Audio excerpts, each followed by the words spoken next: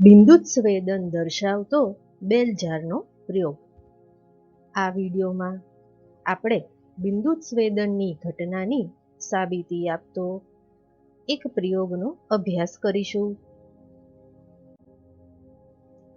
વનસ્પતિમાંથી કોઈ જાતની ઈજા થયા વિના પ્રવાહી રૂપમાં થતા જલક્ષયને બિંદુત્સ્વેદન કહે છે.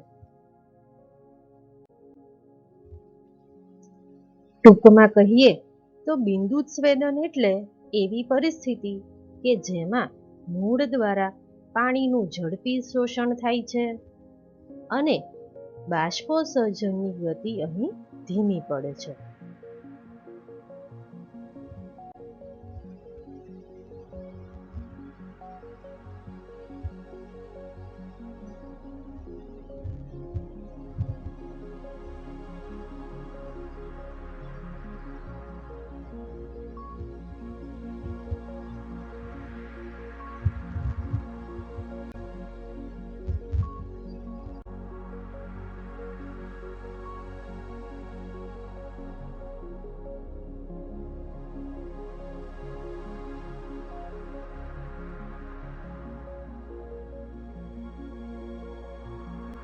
આ ઘટના ઘાસ, કુમળા છોડ અને ત્રિઅંગીમાં જોવા મળે છે.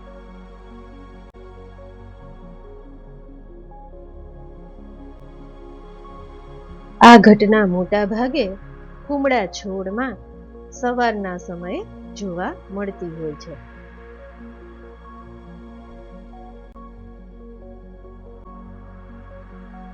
બિંદુત્સ્વેદનની ઘટનાને પ્રયોગશાળામાં એક પ્રયોગ થકી સાબિત કરી શકાય છે. આ પ્રયોગને બેલઝારનો પ્રયોગ કહે છે. આ પ્રયોગ માટે બેલ એટલે કે ઘંટ જેવા આકારની એક કાચની જારનો ઉપયોગ કરાય છે. જારનો ઉપયોગ કરી વનસ્પતિ દ્વારા થતા બાષ્પોત્સર્જનને અહીં રોકી શકાય છે.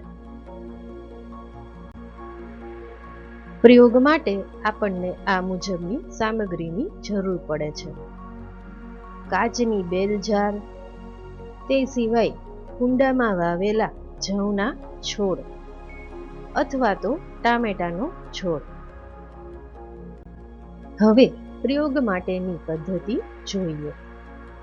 સૌપ્રથમ ઉપલબ્ધ જવ અથવા તો ટામેટાના નાના છોડના કુંડામાં પૂરતું પાણી આપવામાં આવે છે. ત્યારબાદ આ કુંડા ઉપર બેલ જારને મૂકવામાં આવે છે. આ પ્રયોગને રાત્રિ દરમિયાન સેટ કરી અને બીજા દિવસે સવારે નિરીક્ષણ કરવામાં આવે છે.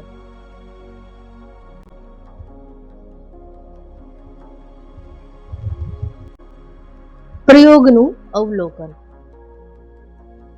બેલ જારથી ઢાંકેલ કુંડાને બીજા દિવસે નિરીક્ષણ કરતા જણાય છે કે છોડમાંથી પાણી ધીમે ધીમે ટીપા રૂપે પર્ણની કિનારી ઉપરથી ટપકવા માંડે છે.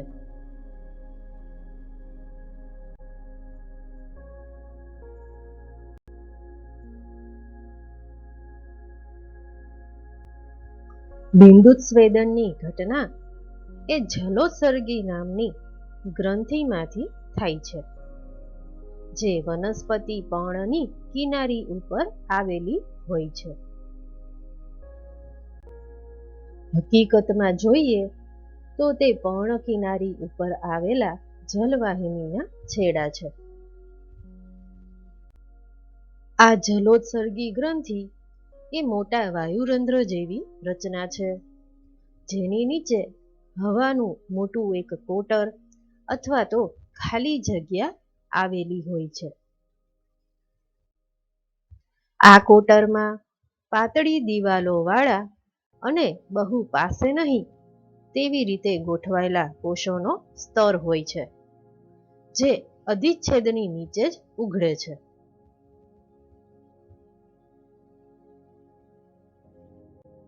આમ જલોત્સર્ગી ગ્રંથિ એ પર્ણની કિનારી ઉપર આવેલી હોય છે. તેમાં સૌથી બહાર એક રક્ષક કોષ, હવાયુક્ત કોટર, છૂટા ગોઠવાયેલા મૃદુતક પ્રકારના પાતળી દિવાલવાળા કોષો તેમજ જલવાહિનીના છેડાઓ જોવા મળે છે.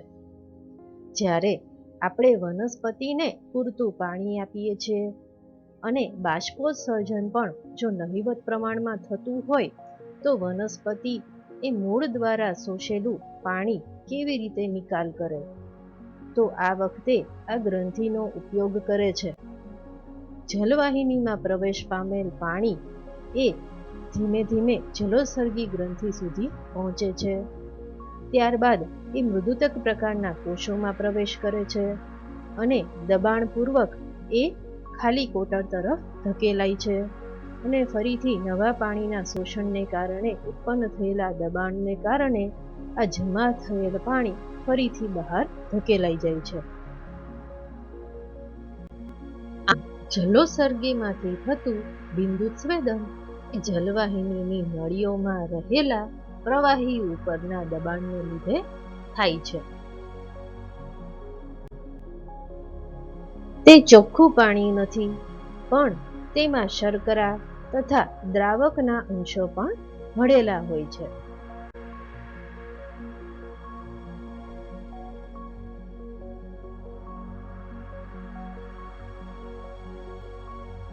પ્રયોગ માટેનો નિર્ણય આપણે કંઈક આ રીતે આપી શકીએ. પ્રયોગ માટે આપણે કુંડામાં વાવેલ છોડનો ઉપયોગ કરેલ. આ કુંડામાં આપણે પૂરતું પાણી પણ આપ્યું હતું. ત્યારબાદ કુંડાને કાચની બેલ જાર વડે એક સંપૂર્ણ રાત્રિ માટે ઢાંકીને રાખેલું હતું. કાચની બેલ જાર એ વનસ્પતિ દ્વારા થતા બાષ્પોત્સર્જનને અટકાવવાનું કાર્ય કરે છે.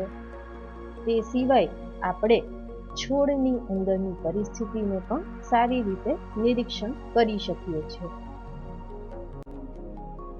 પ્રયોગ દરમિયાન આપણને એ બાબતની જાણકારી મળે છે કે વનસ્પતિ રાત્રિ દરમિયાન બાષ્પોત્સર્જન કરતી નથી અને આથી મૂળ દ્વારા શોષાયેલું પાણી એ વનસ્પતિ જલોત્સર્ગી ગ્રંથિ વડે નિકાલ કરે છે. આમ આ પ્રયોગ થકી આપણે એ બાબતની જાણકારી મેળવી કે જ્યારે વનસ્પતિને પૂરતું પાણી આપીએ અને તેમાં બાષ્પોત્સર્જન નહિવત પ્રમાણમાં થાય તો વનસ્પતિ એ જલોત્સર્ગી ગ્રંથિનો ઉપયોગ કરે છે. આ ગ્રંથિમાં જલવાહિનીના છેડા પૂર્ણ થાય છે અને મૂળ દ્વારા શોષાયેલું પાણી એ અંતે જલવાહિનીના છેડા સુધી પહોંચી દબાણપૂર્વક આ જલોત્સર્ગી ગ્રંથિમાંથી બિંદુ સ્વરૂપે નિકાલ પામે છે.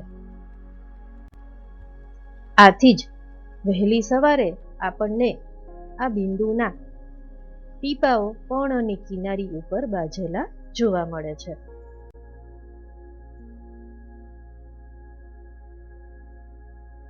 તો વિદ્યાર્થી મિત્રો, આ વિડીયોમાં આપણે કુદરતમાં જોવા મળતી બિંદુસ્વેદનની ઘટના એક પ્રયોગ થકી સમજવાનો પ્રયત્ન કર્યો. તો આ સાથે આ વિડીયો અહીં પૂર્ણ કરીએ છીએ. Thank you.